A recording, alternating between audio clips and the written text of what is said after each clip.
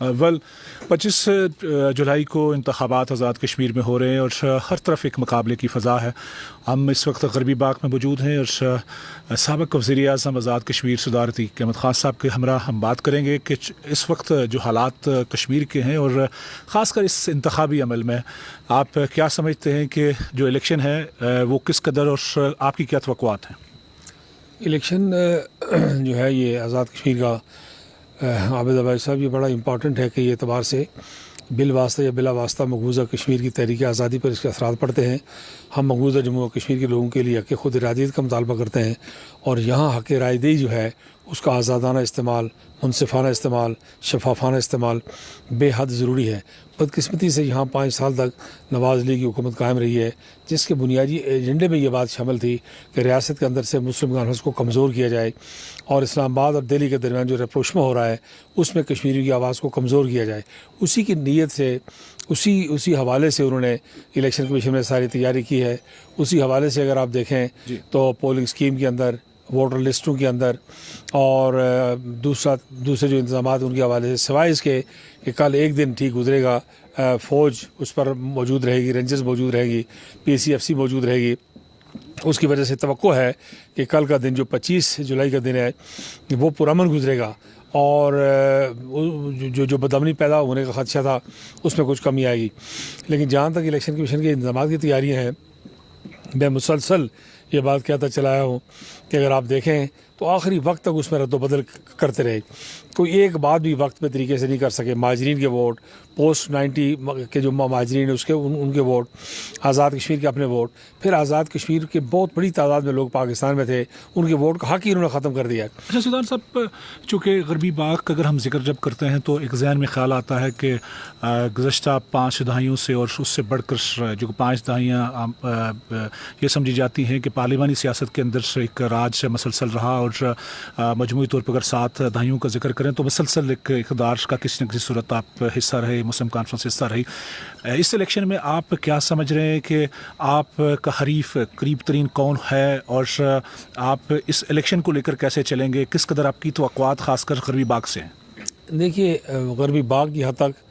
तो मुझे बहुत बाशऊर वोटर है इस हल्के का, बहुत सियासी शऊर रखने वाला वोटर है।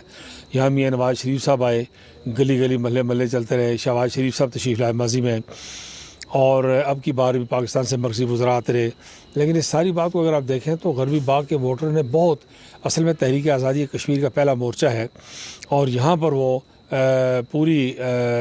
तनदेही के साथ लोग अपने मिशन के साथ वाबस्ता हैं। इसी गरबी बाग के वोटर पर तो मुझे पूरा एतमाद है। लेकिन अगर इलेक्शन की तैयारियाँ ठीक होती, इलेक्शन मुनसिफाना होता तो मुस्लिम कॉन्फ्रेंस बहुत अच्छी उससे कामयाबी हासिल कर सकती थी, बहुत नताइज मुख्तलिफ हो सकते थे। एक बात आप याद रखिए कि पाकिस्तान की अक्सर सियासी जमातें कश्मीर के हवाले से एक ही तरह की पॉलिसी रखती हैं, उनकी पॉलिसी में कोई बुनियादी फ़र्क नहीं है। इसलिए कोई हिंदुस्तान के साथ रेप्रोशमा करना है और उसके रास्ते में कश्मीरियों की कोई ताकतवर और मौसर आवाज़ उनको काबिल कबूल नहीं है। मुस्लिम कॉन्फ्रेंस चूँकि रियासत की मौसर तरीन आवाज़ है, सारी दुनिया में तस्लीम शुदा आवाज़ है,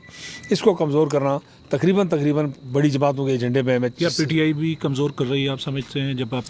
जी, PTI ने भी मुस्लिम कॉन्फ्रेंस को आते ही तोड़ फोड़ का, पहले हम पीपल्स पार्टी के हाथों नुकसान उठाया, फिर नवाज़ लीग के हाथों नुकसान उठाया, फिर आपने देखा नहीं है कि हम उनके इत्यादी थे 2018 के इलेक्शन में। इसके बावजूद PTI ने इक़्तिदार में आने के बाद आज़ाद कश्मीर में इस वक्त उनके कई इलेक्टेबल ऐसे हैं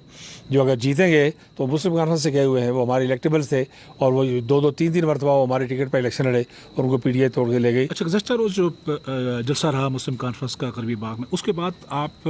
का ज़ाहिर डेफिनेटली एक माइंड में होगा कि आप कितनी लीड से जीत पाएंगे। मजमूई तौर पर हम अगर तमाम पोलिंग स्टेशन के हवाले से बात करें तो क्या आपके जहन में एक कलेक्शन क्या है? देखिए, 214 पोलिंग स्टेशन है, 1 लाख से ज़्यादा वोटर्स हैं। लेकिन आबिद साहब, मेरा ख्याल ये है कि मुस्लिम कॉन्फ्रेंस को भारी अक्सरियत से इलेक्शन जीतना चाहिए। अगर इलेक्शन जिस तरह हम तवक्को करते हैं कि शफाफ हों, मुनसिफाना हों, वोटर जिस तरह बेदार है, इस हल्के के अंदर जो खुसूसी तब्दीली आई है इसमें नौजवानों की गालिब तरीन अक्सरियत, खा वो मुस्लिम कॉन्फ्रेंस के साथ थी या दूसरी जमातों के अंदर थी, उन्होंने तेज़ी के साथ मुस्लिम कॉन्फ्रेंस के साथ खड़े होने का फ़ैसला कर लिया है। ये बहुत बड़ी खुशकुन बात है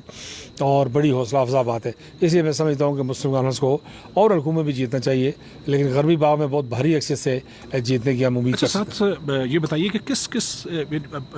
जो پولیٹیکل فگر ہے اس کو اب کی بار آپ آزاد کشمیر اسمبلی کا حصہ دیکھنا چاہتے ہیں؟ دیکھیے باقی لوگ تو اپنی جگہ ہیں، لیکن میں یہ سمجھتا ہوں کہ جو تجربہ کار لوگ ہیں جن کو اسمبلی کی پارلیمانی پالیٹکس کا تجربہ ہے، حکومت کا تجربہ ہے، اپوزیشن کا تجربہ ہے، اگر وہ تجربہ کار لوگوں میں سے کچھ لوگ حکومت میں ہوں گے تو اس کا فائدہ ہوگا یقیناً، لیکن نئے لوگوں کو بھی ضرور موقع ملنا چاہیے، اس لیے کہ بعض سیٹیں ایسی ہیں جو 100% جو ہے وہ ہم یقین کرتے ہیں۔ مثلا میرے پڑوس میں اگر آپ دیکھیں کھاوڑا کی سیٹ ہے تو راجہ ثاقب مجید ہیں، وہ 100% کامیابی کے قریب ہیں۔ ادھر دوسرے حلقے میں دیکھیں راجہ یاسین خان صاحب ہیں تو وہ 100% کامیابی کے قریب ہیں۔ یعنی اس طرح بعض سیٹیں ایسی ہیں کہ بہت تیزی کے ساتھ کوٹلی سے ہم تینوں سیٹیں ایکسپیکٹ کر رہے ہیں کہ کوٹلی سے کم از کم 3 سیٹیں مسلم کو ملیں۔ مہاجرین سے میڈم سیکرٹری جنرل کی میڈم میرا نسا کی سیٹ ہے اور 2-3 سیٹیں اور ہیں، نارووال والی سیٹ ہے، اسی طرح یہ ویلی 3 ہے، یہ 3-4 سیٹیں ہیں، لاہور پراپر کی سیٹ ہے، یہ 3-4 سیٹیں مہاجرین سے ہم ایکسپیکٹ کر رہے ہیں۔ تو اس طرح اگر الیکشن مجموعی طور پر کتنی مسلم کانفرنس سیٹیں جیتنے کی پوزیشن پہ ہوگی؟ دیکھیے پاکستان کی جو سیاسی جماعتیں ہیں ان کی خواہش ایک ہی طرح کی دکھائی دیتی ہے کہ مسلمانوں کو کمزور رکھا جائے تاکہ زیادہ طاقتور آواز نہ ہو۔ اس کمزوری کی عالم میں بھی آپ سمجھتے ہیں کہ جب آپ پی ڈی آئی